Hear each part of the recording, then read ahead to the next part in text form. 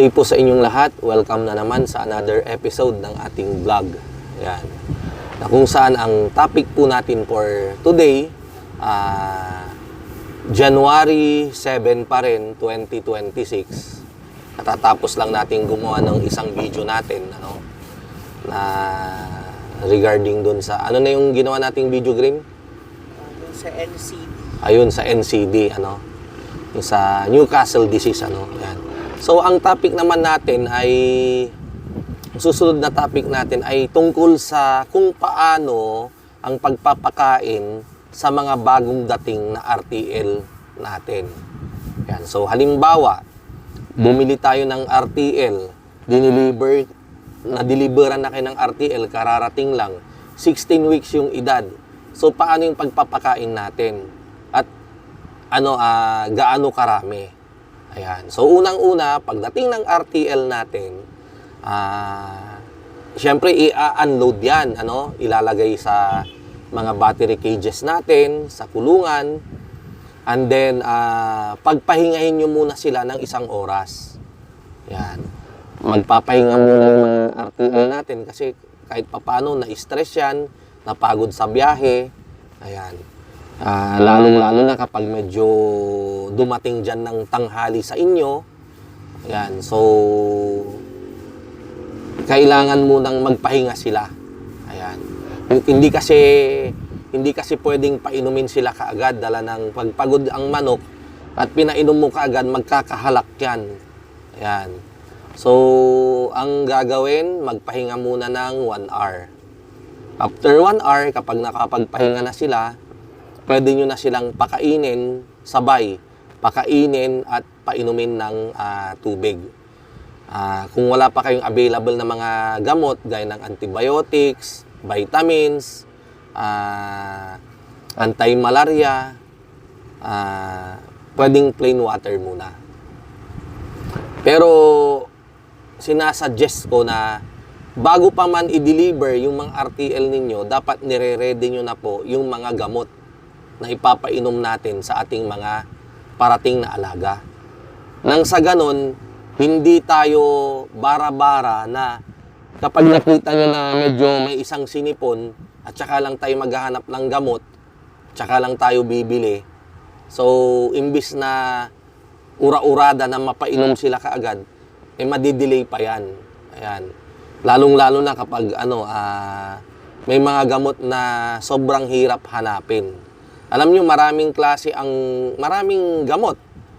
Maraming antibiotics na pare-pareho yung pangalan, pare-pareho yung klase, lalo na sa pangalan, di ba? Makikita naman natin yung generic niya. Pero ang hirap maghanap ng gamot na yon na kumbaga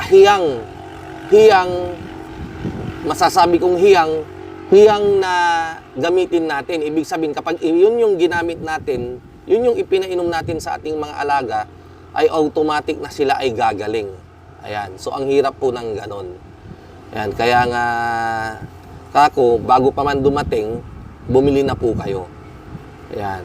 So, minsan yung maiba rin nagpapasabay, pwede rin namang ganon, basta may available po tayo. Pwede namin kayong sabayan. Ipaaga nyo lang para maiano ko kayo, kumbaga pasabay, ganon. Kasi hindi tayo nag-i-stock ng sobrang dami na gamot. Kumbaga, tamang-tama lang sa mga grow natin. Minsan kasi or kadalasan, kapag sobra-sobra yung gamot, itong mga farm boys natin ay kahit na wala sa program, painom ng painom. Kahit na di ba? Lalo na yung mga baguhan. Yan. So, kumbaga, kinokontrol din natin. Kasi napakamahal ng gamot. Biruin ninyo yung isang bote ng antibiotics na ginagamit natin, 1,900 pesos ang isang bote. Wala atang 1 liter or 800 ml lang. Ayan. So, balik tayo doon. Pagdating ng RTL nyo, pagka-unload, pagpahingay ng 1 hour. After 1 hour, pwede nyo na silang pakainin, painumin. Kung wala kayong mga gamot na available, mas maganda sana kasi i-antibiotics nyo sila. Kasi bumiyahe yan, merong makakasagap yan, di ba? ng hindi natin alam na mga virus na pwedeng mag-cause ng sipon or sakit. So, antibiotics for 3 days. Ganyan. Ayan. And then, pag nagpakain kayo, 60 grams sa unang linggo. 16 weeks nila, 60 grams ang ipakain ninyo. After a week, dagdagan nyo ng 5 grams. So, magiging 65. Weekly yan, 5 grams, 70, 75, 80, 85. Hanggang sa palakas ng palakas sila sa pagkain, hanggang sa ma-reach nila yung 110 grams na feed limit nila daily. So, kung Dicalbian, 110 grams, kung Lowman naman, 115 grams yung kanilang kakainin daily. Ayan. Ngayon, tuturuan ko po kayo ng technique para hindi kayo sukat ng sukat. Yung mga iba kasing subscriber natin, masyado silang yung gusto nila yung detailed yung kanilang mga gagawin. Pag sinabi kong 60 grams o 65 grams, gusto nilang sundin talaga yung eksaktong-eksakto. Diba? Pero para sa akin, no need naman ng sukatin yan. Alam nyo po, yung manok, pag dumating sa inyo, pakainin nyo lang yan. Yung manok, limit lang niya, kapag 60 grams lang muna yung kaya niyang kainin sa ganyang edad. Ayan, kahit natambakan nyo yan ng isang sako, halimbawa, meron kayong alagang 96 heads, kahit bigyan nyo yan ng 15 kilos, hindi niya kayang ubusin yan. Kasi ang maximum lang na pwede niyang kainin daily, kapag siya ay may edad na, fully matured na siya, 11.5 kilos yung kakainin ng 100 heads na manok. So, dahil nga sa 60 grams lang yan, so 6 kilos lang. Ayan. So, 6 kilos. Ang technique,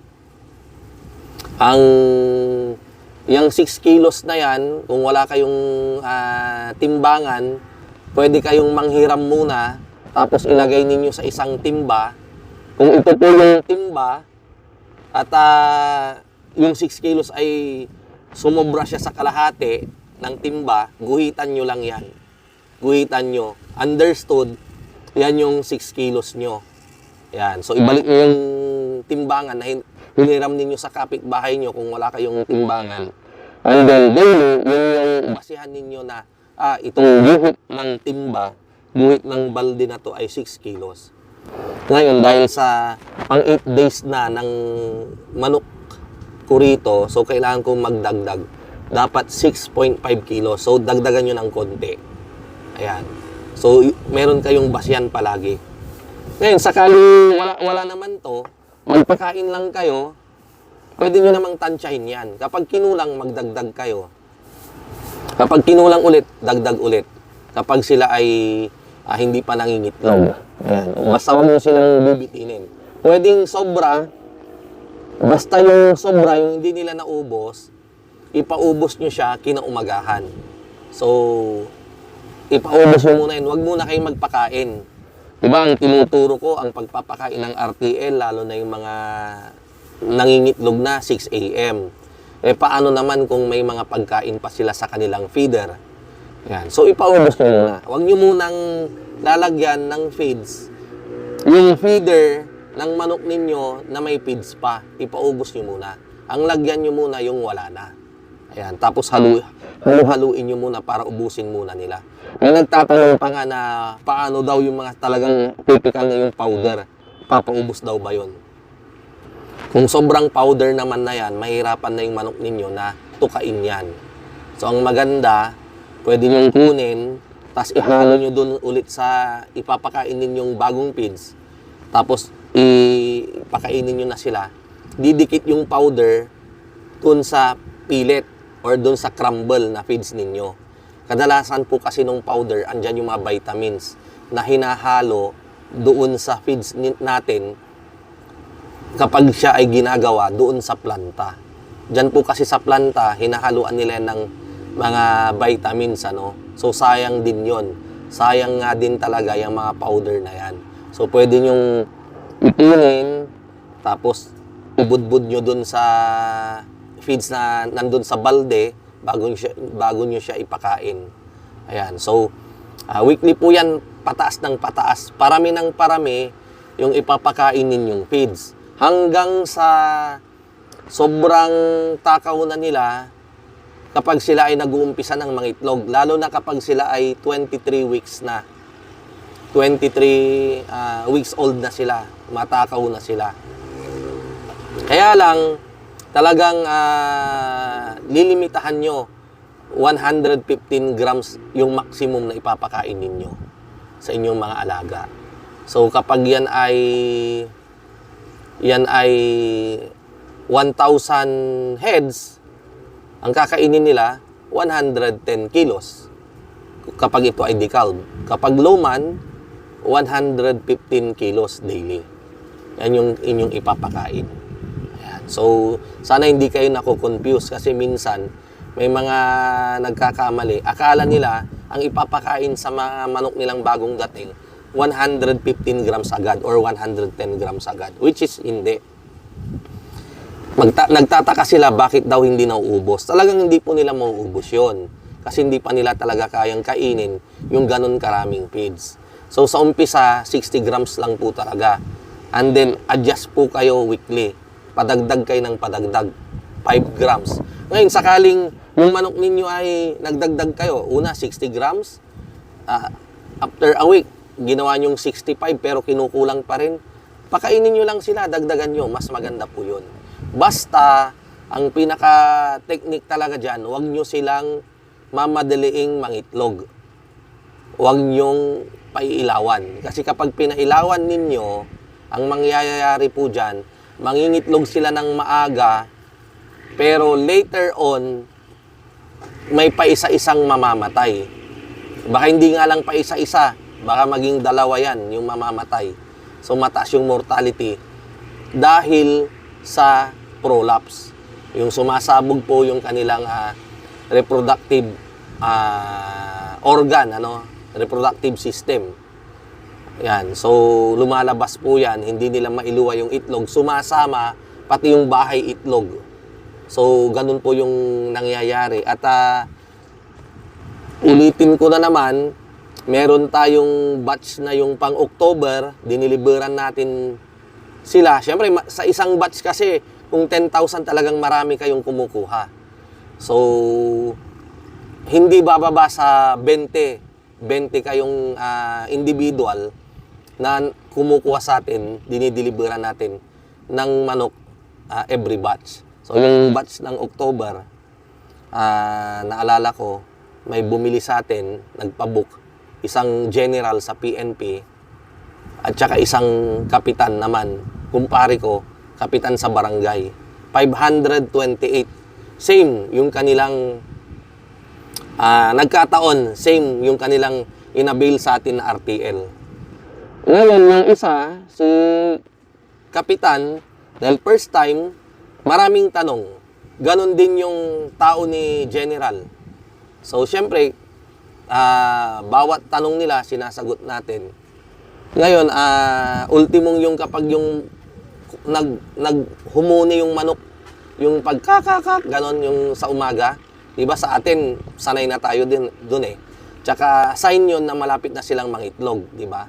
Yan, so, tinanong ako ni Kapitan. So, sabi ko, normal lang yan yung ganyang sound kako. Wag mo intindihin. Ayan, tapos sabi, bakit daw may mga nalalagas na balahibo? So sabi ko, naglulugon yan. Naglulugon. Ayan, tapos ano pa ba yung mga tanong nila? Bakit daw medyo bumasa yung kanilang ipot? O sabi ko, nag-uumpisa na kasing mangitlog yung mga yan. So yun yung mga tanong. Kung anong tanong nito, tanong din nito. Ayan, so, sabi naman nito, yung tao ni General, sabi niya, Sir, may nangitlog na, pero iisa pa lang, ganun siya. Kailan nangitlog? 18 weeks nila nung isang araw. Ngayon lang siya nangitlog. Okay, ayos yan. Dito naman kay Kapitan, nangitlog eksaktong 18 weeks nung manok. Ayan, so, hindi naman talaga ano yan eh, hindi naman Okay, explain pa natin further mamaya. So, maraming tanong. Tapos, ito, naiinip. Naiinip siya. Sabi niya, ganun ba talaga yung pag-itlog? Pa isa-isa lang? So, sabi ko, oo, ganun talaga yan. Pero, paglipas ng araw, linggo, padami ng padami yan, lalo na kapag pinailawan mo ako. Kasi, di ba, may lighting program tayo. Kaya lang, kapag pinailawan mo, mapapabilis yung pangingitlog nila. At kapag napabilis, later on, may mga mortality ka dyan na dadating, mamamatay yung mga manok mo. Kasi nga, nabigla sila ka kung gano'n. Ang unang mangingitlog dyan, yung mga naunang tumubo yung palong. Yan, so tutubo yung palong ng manok hanggang sa lulupaypay. Diba? Luluto siyang gano'n, lupaypay. Yun na yung mga maunang mangitlog ka ako. So, gano'n din dito. Kaya lang, pag gusto nyo talagang paitlogin niya ng mabilis, ilawan nyo kako. Pero, risky kakong gano'n. So, sabi naman nito, ay, hindi sir. Sabi nung tao ni General, hindi sir. Kung ano yung advice ninyo, kung anong standard, antayin namin, susundin namin, ganun siya. Okay, sige, kako. Yun. Basta, sige, talagang ganyan lang yan, kako. Ang importante, healthy yung mga manok ninyo. Yan. Kapag sinipon, gamutin ninyo. Painumin ninyo ng antibiotics, kako. And then, mag-CXD3 kayo, kasi nga, malamok, para hindi sila magka-malaria kapag nakagat ng lamok. Dahil pag nagka-malaria sila, babagsak yung kanilang health, yung kanilang katawan, and then gagamutin natin. Pag ginamot natin, and then unti-unti ulit na magre-recover yung kanilang pangatawan. Ngayon, ano ang epekto nun? Pag nagkasakit, nagkasipon, nagka-malaria, payat yung manok, kahit na 25 weeks na yan, talagang konti pa lang yung itlog niya. So, number 1 talaga is kondisyon. Okay, so, ganun nga yung, ganun yung mga advices ko. Marami silang tanong, which is okay lang naman sa mga newbie. So, ito na. Tumawag ngayon si Kapitan sa akin. Kumusta na? Okay na pare, sabi niya. Ilan ang itlog ng manok mo? Sabi niya, 14 daw na tray, 14. So kung 14, ilan yun? Yung 10 tray kasi 300 pieces na yun eh. Yung 4, 120. So ibig sabihin, 420 na yung itlog ng kanyang manok out of 528 heads. Imagine, sabi ko, ang bilis naman ka kung ganon. Anong ginawa mo? Wala naman, sabi niya. Imposible ka ako. Posible, pinailawan mo, no, kakong ganon. May ilaw ka na pare, ano? Meron yung ilaw sa garahe. Kasi nga, yung ginawa niya, parang garahe lang nila yung bodega. So, may ilaw na daw. So, kako, anong problema? Ba't ka napatawag, kako? Yung nga, pare, itatanong ko, kasi may mga namamatay sa akin, pa isa-isa, sabi niya. Ayun, kako, yun na yan. Yan yung problema. Anong nangyari? Anong nakikita mo dun sa patay, kako? Yung puwet niya parang lumabas yung yung mga bituka daw niya.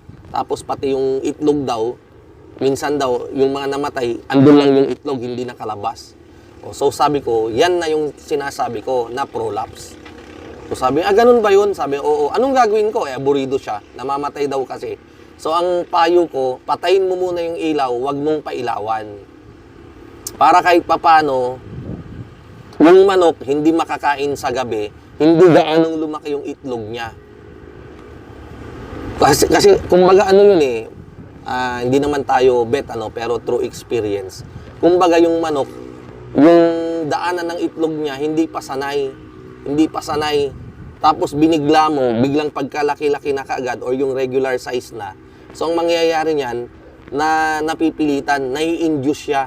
Kaya minsan pag sa kakairi niya, sumasama ng buo yung bahay ng itlog. Kaya pati yung itlog pag lumabas na ganun, kasama pa rin niya yung anong tawag dito, yung covering.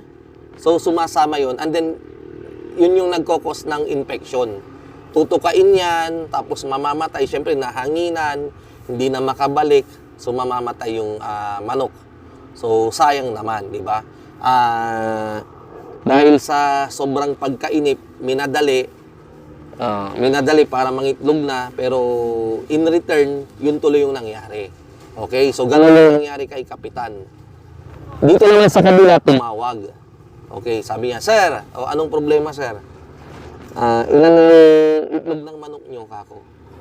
4 na tray na, sabi niya. "Oh, tignan mo, kako. Kailan ka magpapailaw?" "Mamayang gabi, sir. Kaya nga ako tumawag kasi itatanong ko, nag-umpisa na kaming nagpailaw nung last week. Itatanong ko kung hanggang kailan yung 30 minutes na pagpapailaw namin." So, kako, kasi nga raw parang tapos na yung 1 week nila na 6 to 6:30. So, sabi ko, after a week, magdagdag ka na naman ng 30 minutes, sir. So, halimbawa, kung nasa 6:30 ka ngayon, patayin mo ng 7 p.m. Magdagdag ka. After a week, 7:30. Hanggang sa parami ng parami ka, kung ganon. Sabi niya, tama lang daw ba yung production rate nila? Sabi ko, tama lang. Tapos kwento ko yung nangyari kay Kapitan sa kumpare ko. So, sabi niya, nagulat siya. "Oh, anong nangyari doon?" Sabi niya, namamatay daw, pa isa-isa. Yung sabi niya, "Sir, mabuti na lang pala kami. Sinundan namin yung hindi namin minadali." So yun yung comparison 14 tray na to, same edad, same batch ng manok, 4 na tray pa lang to, nahuli siya. Ito walang namamatay, pero ito may namamatay, di ba? So yun yung difference. O kaya ito sumunod siya sa nag-antay kahit na naiinip, sinundan pa rin niya. So at least maganda yung kinalabasan. Ayan. So at least nagkaroon kayo ng idea regarding sa ganyan na mga pangyayari. Ayan. So ganun lang po. Pagdating, ulitin natin, i-recap natin, from 60 grams, weekly dagdag tayo ng 5 grams. So 60, 65, 70, 75 hanggang ma-reach po natin yung maximum na 110 to 115 grams daily na ipapakain sa ating mga alagang itloging manok. Ayun, sorry. Ayan. So, sana nabigyan ko na naman kayo ng idea. Kita-kita pong muli tayo sa mga susunod nating vlog. Maraming salamat po. Mabuhay po tayong lahat at God bless.